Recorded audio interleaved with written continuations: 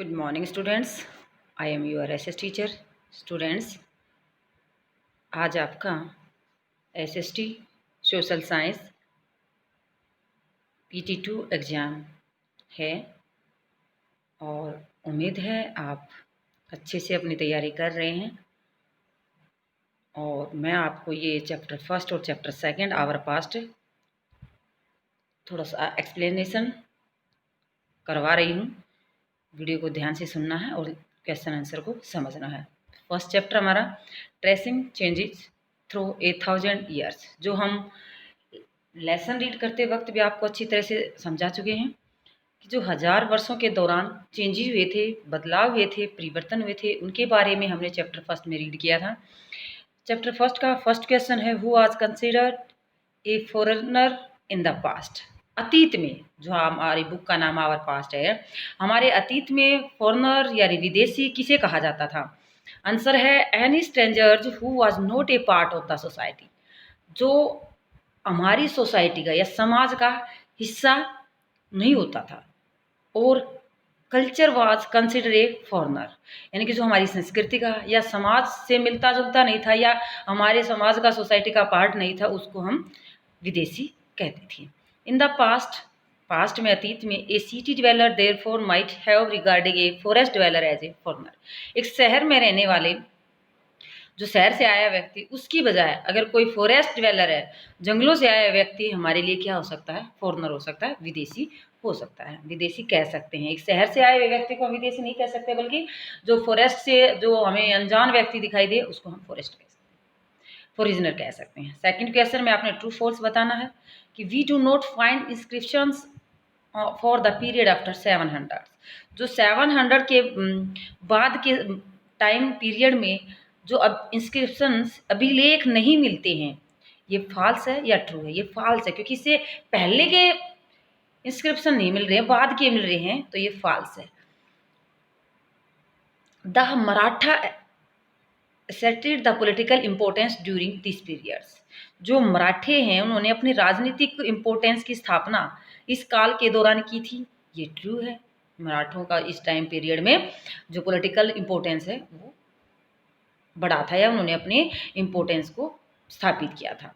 Third, forest dweller were sometimes pushed out of their lands with the spread of agriculture. ये true है कि जो forest डिवेलर हैं, जो कभी कभी वनवासी लोग हैं हमारे यहाँ, अपनी जो ज़मीन है उनको अब यहाँ के वनवासी लोगों को, वहाँ के रहने वाले लोगों ने उस ज़मीन से या इस ज़मीन से भगा दिया था। अपनी एग्रीकल्चर को बढ़ावा देने के लिए वहाँ के स्थानीय लोगों के द्वारा जंगलों में रहने वाले लोगों को भगा दिया था। ये भी ट्रू है, क्योंकि एग्रीकल्चर को स्प्रेड करने के लिए, फैलाने के लिए, खेती को बढ़ावा देने के लिए। सुल्तान गयासुद्दीन बलबन कंट्रोल असम, मणिपुर एंड कश्मीर, ये फॉल्स है। जो गयासुद्दीन थे उन्होंने असम, मणिपुर और कश्मीर का शासक नहीं था। Next, fill in the blanks. Archive was are places where dash are kept. क्या रखे जाते हैं आर्काइव में?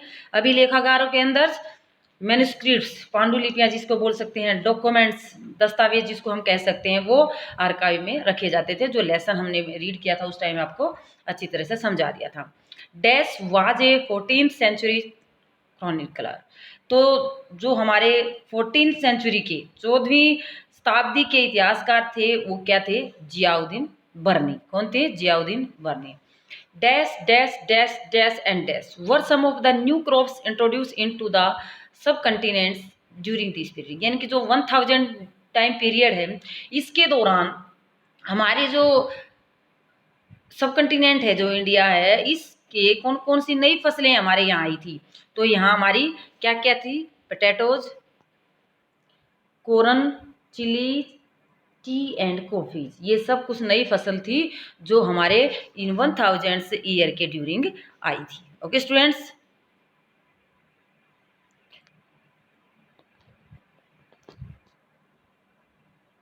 Next fourth question, list some of technological changes associate with this period. 1000 का जो पीरियड था, इसके अंदर कौन से टेक्निकल चेंजेस, बदलाव आए थे? ये 3 चेंजेस हैं हमारे यहाँ। First, the Persian wheel for irrigation. जो पहिए के से हम पानी का निकालने का, जमीन या कुओं से पानी निकालने के लिए यूज किया था, वो था पर्शियन व्हील फॉर इरिगेशन। फसलों को पानी देने के लिए पर्शियन व्हील का प्रयोग करना। Second, the spinning wheel in the weaving, कपड़ा बुनना या धागे बुनने के लिए स्पिनिंग व्हील, जैसे जो चरखा है उस चरखे का प्रयोग किया गया। फायर आर्म्स इन कॉम्बैट्स, यानी कि युद्ध के अंदर बारूद के जो हथियार थे उनका प्रयोग किया गया। कौन से टाइम पीरियड में? 1000 का जो टाइम पीरियड था उसके अंदर। नेक्स्ट क्वेश्चन हमारा,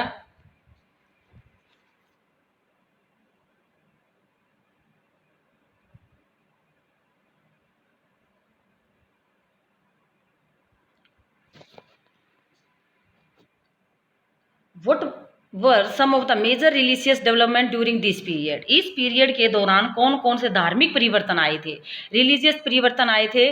वो थे the major religious development during this period, जो धर्म से रिलेटेड थे।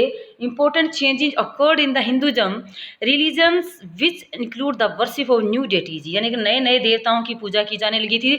जो हिंदू धर्म है उसके अंदर बदलाव आए थे। Hindu started the construction of temple by royalty, जो राजा थे, महाराजा थे, उनके द्वारा हिंदू मंदिरों का निर्माण शुरू किया गया था इसी टाइम पीरियड के दौरान।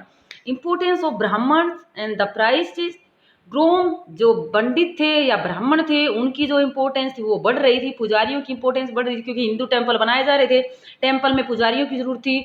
They become dominant group of the society, वो एक इम्पोर्टेंट ग्रुप, समूह माने जाने लगे थे समाज के अंदर। The air was also the emergence of the ideas of भक्ति लविंग पर्सनल डेटी, यानी कि भक्ति का जो महत्व था वो भी इस टाइम पीरियड के अंदर बढ़ रहा था, क्योंकि वो अपने देवता के प्रति श्रद्धा, सम्मान और प्यार को प्रदर्शित किया जा रहा था। ये थे हमारे रिलीजियस डेवलपमेंट्स, यानी कि धार्मिक जो बातें थी वो इस टाइम पीरियड के अंदर चेंज की गई थी। Next, in what ways the meeting of the term Hindustan change over the centuries, किन शताब्दियों के अंदर, यानी पिछली किन शताब्दियों में हिंदुस्तान शब्द का अलग अलग यूज किया गया है? तो ये अलग अलग यूज था यहाँ। The meaning of the term Hindustan change over the centuries, कई शताब्दियों में जो हिंदुस्तान वर्ड था उसका चेंज किया गया था। 13th सेंचुरी में मिनाज सिराज एक क्रॉनिकलर थे, who wrote a Persian, Farsi language में उसने लिखा था। जो मिनाज सिराज इतिहासकार थे, हिंदुस्तान का जो यूज किया गया था इन्हें पोइट सेंस for lands that were a part of dominions of Delhi sultan. जो मिनाज सिराज थे उसने हिंदुस्तान शब्द का प्रयोग Punjab, Haryana,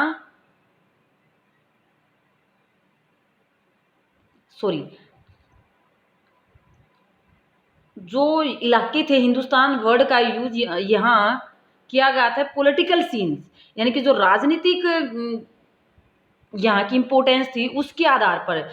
for the land were a part of the dominance of Delhi sultan के अंडर में जितना पार्ट था, जितनी जमीन थी, जितना इंडिया कंट्रोल में था दिल्ली सल्तनत के, उस सारे एरिया को हिंदुस्तान का नाम दिया था। किसके द्वारा? मिनाज सिराज के द्वारा, 13th सेंचुरी का जो क्रॉनिकलर थे।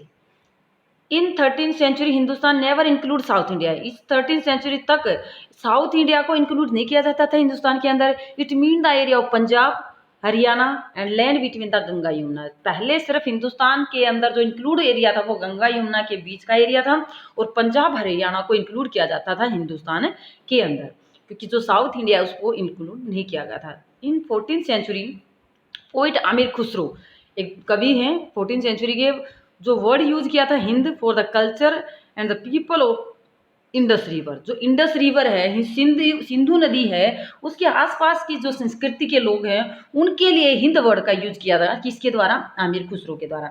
But in the early 16th century जो बाबर थे, मुस्लिम रूलर थे, use Hindustan to describe the geography, the fauna and culture of the inhabitants of the subcontinent. भारतीय उपमहाद्वीप के जो निवासी थे, यहाँ की संस्कृति, जो यहाँ के पेड़ पौधे थे, यहाँ के जो भौगोलिक कंडीशन थी, उनके आधार पर बाबर के द्वारा इस एरिया की लोगों की कंडीशन को ध्यान में रखते हुए इसका नाम हिंदुस्तान रखा था। तो ये अलग अलग याद करने हैं बेटा। 13th सेंचुरी में जो क्रॉनिकलर थे मिनाज सिराज, उसके द्वारा जो दिल्ली सल्तनत के अंडर का एरिया था उसको हिंदुस्तान यूज किया।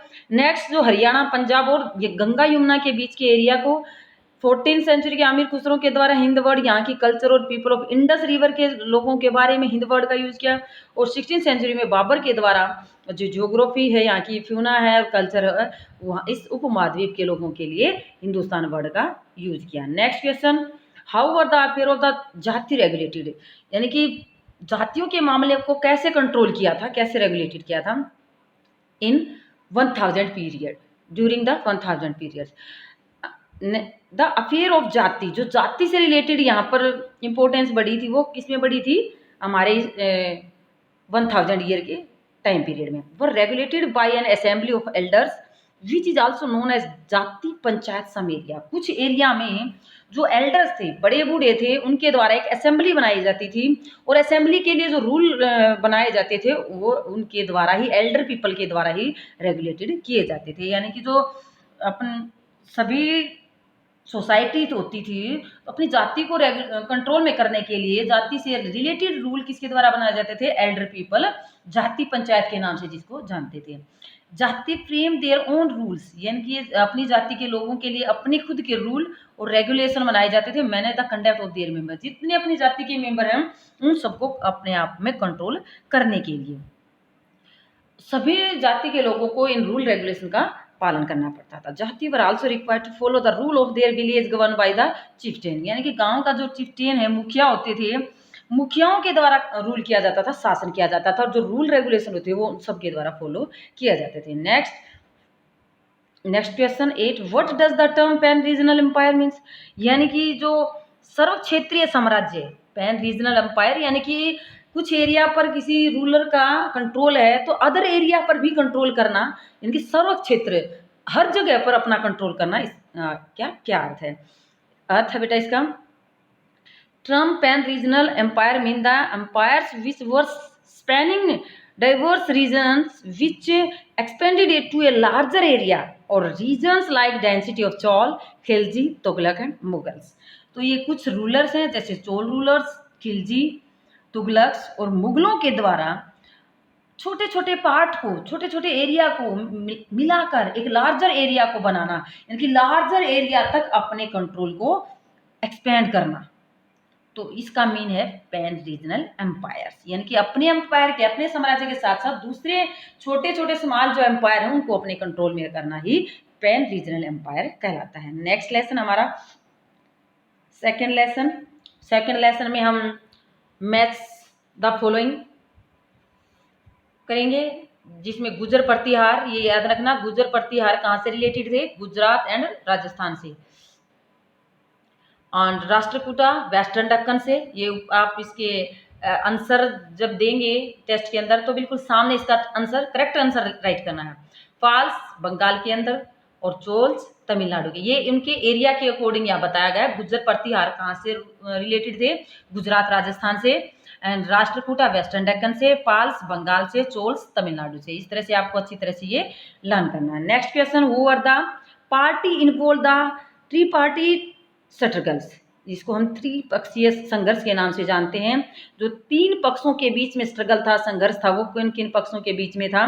तो ये अभी हमने जो मैचिट में रीड किए थे, गुज्जर प्रतिहार, राष्ट्रकूटा और पाल्स, ये 3 डेंसिटी थी जिनका आपस में झगड़ा था। किस एरिया को लेकर? कन्नौज के एरिया को कंट्रोल करना चाहते थे। इस प्रकार 3 पार्टीज थी आपस में जो स्ट्रगल कर रही थी कन्नौज पर कंट्रोल करने के लिए। Okay, next question, what were the qualification necessary to become a member of committee of sabha in the Chola empire. जो चोल एम्पायर था, चोलों का साम्राज्य था, वहाँ पर एक कमेटी का जो सभा होती थी, उस सभा का मेंबर बनने के लिए कौन कौन सी क्वालिफिकेशन होनी जरूरी है? तो ये क्वालिफिकेशन इसकी जरूरी है। What were the qualification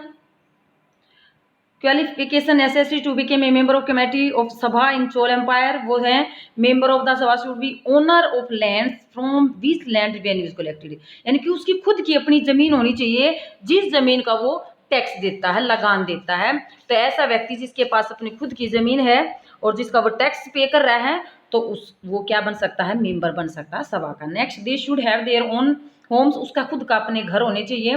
they should be between 35 and 70 years of age, उसकी उम्र 35 से 70 के बीच, 70 के बीच में होनी चाहिए।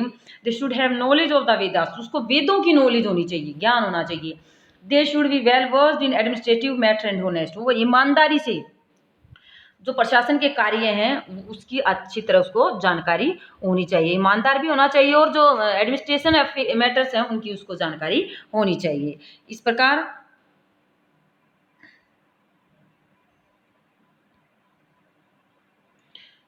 What were the two major city under the control of Chahaman, जो चाहमान थे यहाँ पर चाहमानों के बारे में, चोल्स के बारे में, राष्ट्रकूटा के बारे में, गुर्जर प्रतिहारों के बारे में, अलग अलग रूलर्स के बारे में बताया गया। तो ये पूछा गया है कि टू मेजर सिटीज हैं जो किसके कंट्रोल में थी, चाहमान के कंट्रोल में थी, वो थी दिल्ली, अजमेर।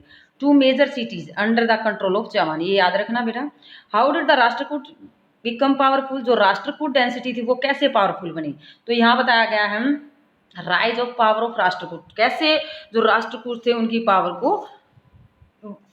बढ़ाया गया, कैसे शक्तिशाली बने। Rashtrakuta was initially subordinate to the Chalukya of Karnataka, starting में जो राष्ट्रकूटा थे वो चालुकों के सबऑर्डिनेट थे, यानी कि उनके अधीन थे, उनके कंट्रोल में थे। राष्ट्रकूट किसके कंट्रोल में थे, चालुका ऑफ कर्नाटका, कर्नाटका के जो चालुक थे उनके अधीन थे Rashtrakuta. In the immediate century, 8वीं शताब्दी का जो मध्य टाइम था, the chief of the Rashtrakuta Dantidurga, तो जो राष्ट्रकूटों का जो मुखिया था वो कौन था, दंतीदुर्ग था। Overthrew his Chalukya overlord and performed a ritual called Hiranyagarbha, उसके द्वारा एक यज्ञ किया गया था, एक रीति रिवाज होती थी कि जो व्यक्ति जन्म से क्षत्रिय नहीं होता है, अगर वो इस प्रकार की जो हिरण्यगर्भ है इसकी प्रकार की रिचुअल को पूरा करता है तो गिव हिम द टाइटल, उसको टाइटल मिल सकता है, उपाधि मिल सकती है, किसकी, अक्षत्रिय की। Even if he was not one by the birth, यानी कि जन्म से क्षत्रिय नहीं है, अगर वो जन्म किसी दूसरी कास्ट में लेता है, जाति में लेता है, और बाद में वो अपने आप को स्त्रीय प्रूव करना चाहता है, तो उसके लिए उसको हिरण्यगर्भ यज्ञ को की जो रिचुअल थी, रीति रिवाज थे, वो पूरा करना होता था। इस प्रकार जो राष्ट्रकूटा का चीफ था दंतीदुर्ग, उसके द्वारा हिरण्यगर्भ को यज्ञ किया गया था। When they gain power and wealth they declare themselves independent from their overlord, जो अपने ये यज्ञ करने के बाद उसकी जो पावर थी, जो वेल्थ थी, वो धन संपदा थी, जो पावर थी उसने अपनी बढ़ा ली थी और अपने आप को स्वतंत्र घोषित कर दिया। यानी उसने कहा कि मैं अब चालुकों के कंट्रोल में नहीं रहूँगा, मैं अब खुद एक क्षेत्रीय बन चुका हूँ, मैं अपना खुद का एक शासन चलाऊँगा। इस प्रकार जो राष्ट्रकूट थे वो क्या बन गए, powerful. Next, what kind of irrigation work were develop in the Tamil region, जो लेसन के अंदर दिया गया कि तमिल का जो एरिया है वहाँ किस प्रकार से इरिगेशन किया जाता है, फसलों को पानी कैसे दिया जाता था। Kind of irrigation work developed in the Tamil region, water from the channel of river Kaveri, क्योंकि तमिलनाडु के आसपास जो रिवर है कावेरी, वहाँ से पानी मिलता था उनको। Provide the necessary moisture for agriculture, यानी कि जितने की जरूरत होती थी खेती के लिए उतना पानी उनको प्रोवाइड किसके द्वारा किया जाता था, कावेरी रिवर के द्वारा। Some area well were dug and in some places huge tank were constructed in to collect rain water, कई स्थानों पर तो रेन के वाटर को बरसात के पानी को कंट्रोल करने के, कलेक्ट करने के लिए, इकट्ठा करने के लिए क्या बनाए गए, विशाल टैंक बनाए गए, ताकि जो बरसात का पानी उसको इकट्ठा किया जाए और बाद में फसलों के लिए प्रयोग किया जाए। Embankments were built to prevent flooding, तो इस प्रकार जो बाढ़ से बचने के लिए जो वहाँ की आसपास की एरिया था उसके तटबंध बनाए गए, यानी कि जो रिवर थी उसके जो रिवर्स के किनारे हैं उनको ऊंचा किया गया, बाढ़ को रोकने के लिए एम्बैंकमेंट बनाए गए थे। Canal were constructed to carry water to the fields, canal नहरें बनाई गई थी ताकि खेतों तक पानी अच्छी तरह से पहुंचाया जा सके। खेतों तक पानी पहुंचाने के लिए कुछ तरीके थे, जैसे कुछ एरिया में कुओं को खोदा गया था, कुछ जगह पर बड़े बड़े टैंक्स बनवाए गए थे रेन वाटर को कलेक्ट करने के लिए। एंड एम्बैंकमेंट बनाए गए, प्रिवेंट फ्लडिंग, बाढ़ को रोकने के लिए कैनाल को बनाया गया, पानी को खेतों तक पहुंचाने के लिए, to carry water to the field. Next question, what did the new dynasty do to gain acceptance? तो किस प्रकार नए राजवंश, सॉरी ये 6th क्वेश्चन बेटा बीच में रह गया था। What did the new dynasty to gain acceptance? तो किस प्रकार नए राजवंशों ने स्वीकृति हासिल करने के लिए क्या क्या किया, यानी कि अपने खुद के राजवंश बनाने के लिए उन्होंने कौन कौन से कार्य किए थे। The new dynasty were based in specific region and existing kings often acknowledged them as their subordinate और सामंत। इस प्रकार जो नए राजा थे वो किसी अपने स्पेसिफिक रीजन पर अपना बेस आधार बना रहे थे अपने राजवंश को इम्पोर्टेंस देने के लिए, और जो नए राजा बन रहे थे वो सामंत या सबऑर्डिनेट के रूप में काम करते थे, उसके अधीन काम करते थे, दूसरे राजवंशों के अधीन। They gain power and wealth to declare them, जैसे जैसे उनके पास पावर आई, धन संपदा बढ़ी, तो उन्होंने खुद को डिक्लेयर कर दिया, घोषणा कर दी कि महासामंत अपने आप को टाइटल दे दिया, महामंडलेश्वर का टाइटल दे दिया, एसोन, और जो दूसरे टाइटल थे वे अपने आप को देना शुरू कर दिया जैसे जैसे उनके पास पावर आई, जैसे जैसे उनके पास वेल्थ इकट्ठा हो गई थी। They asserted their independence from their overlord, अपने मालिकों से, यानी कि जो अपने उनके राजा थे उनको से अपने आप को फ्रीडम दिलवा दी, यानी कि अपने आप को आज़ाद कर दिया, अपने मालिकों से के कंट्रोल में नहीं रहे थे। Next question, what were the activity associate the Chola temple? जो चोलों के मंदिर थे उनके द्वारा कौन कौन सी जो एक्टिविटी थी वो जुड़ी हुई थी? ये है, इसमें कौन कौन सी एक्टिविटी थी? Activity associate with the